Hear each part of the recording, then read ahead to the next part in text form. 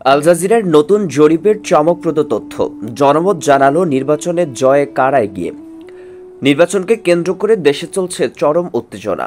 বিভিন্ন রাজনৈতিক দল ও জনগণের মধ্যে আগামী নির্বাচনে কে কতটুকু জনপ্রিয়তা পাবে সে নিয়ে আলোচনা ও জল্পনা দিন দিন বাড়ছে। সম্প্রতি জনপ্রিয় আন্তর্জাতিক গণমাধ্যম আল জাজিরার বাংলাদেশের বিভিন্ন রাজনৈতিক দলের সমর্থন নিয়ে একটি বিস্তৃত জরিপ প্রকাশ করেছে, যা দেশজুড়ে রাজনৈতিক মহলে ব্যাপক আগ্রহের বিষয় হয়ে দাঁড়িয়েছে।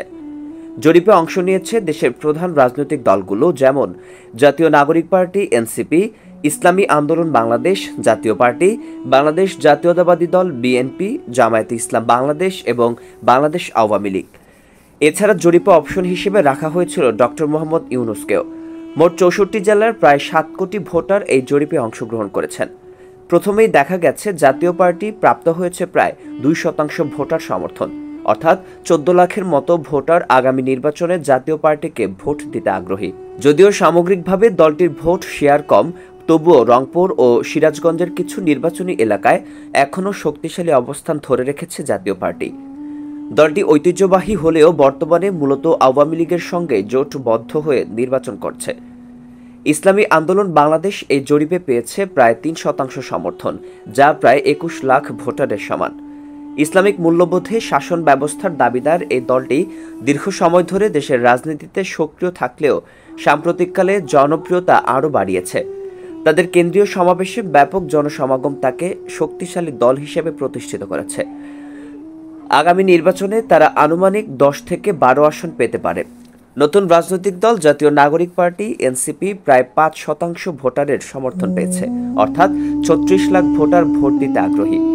যদিও এনসিপি এখনও গ্রামীণ এলাকায় প্রবল প্রভাব ফেলতে পারেনি এবং দলটি বিভিন্ন বিতর্কে জড়িত রয়েছে, তাদের তরুণ নেতৃত্ব চেষ্টা চালিয়ে যাচ্ছে মূলধারার রাজনীতিতে অবস্থান গড়ে তুলতে।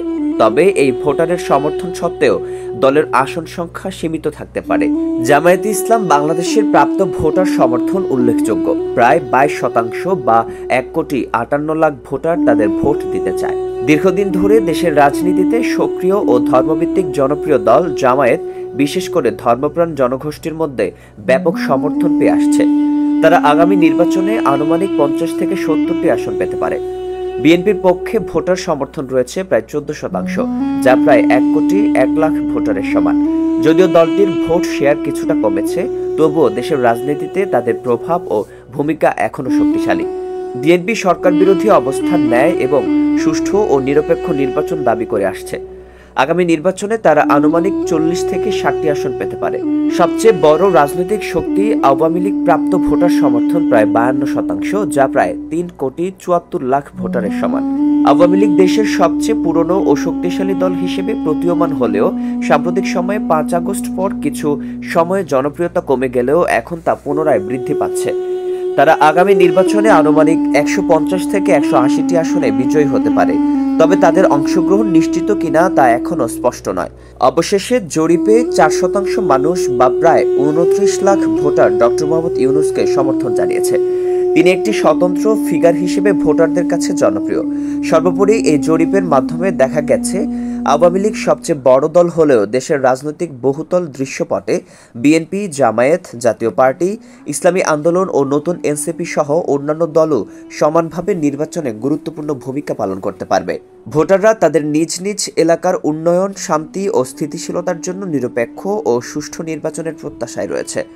নির্বাচন আসন্ন, এখন প্রশ্ন থেকেই যাচ্ছে কোন দল কতটা ক্ষমতায় আসবে, আর ভোটাররা তাদের পছন্দের দলকে কতটুকু সফল করতে পারবেন।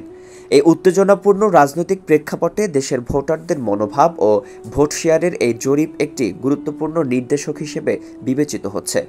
আপনার মূল্যবান মতামত এবং ভোটের প্রেক্ষাপটে ভবিষ্যতের রাজনৈতিক পরিবর্তন নিয়ে আলোচনা করতে আমাদের সঙ্গেই থাকুন। টিভি অথবা জহুরুল ইসলাম বগুড়া লিখে সার্চ দিয়ে সাবস্ক্রাইব করে পাশে থাকা বেল আইকনে অল ক্লিক করুন। সবাইকে ধন্যবাদ জানিয়ে শেষ করছি। আল্লাহ হাফিজ।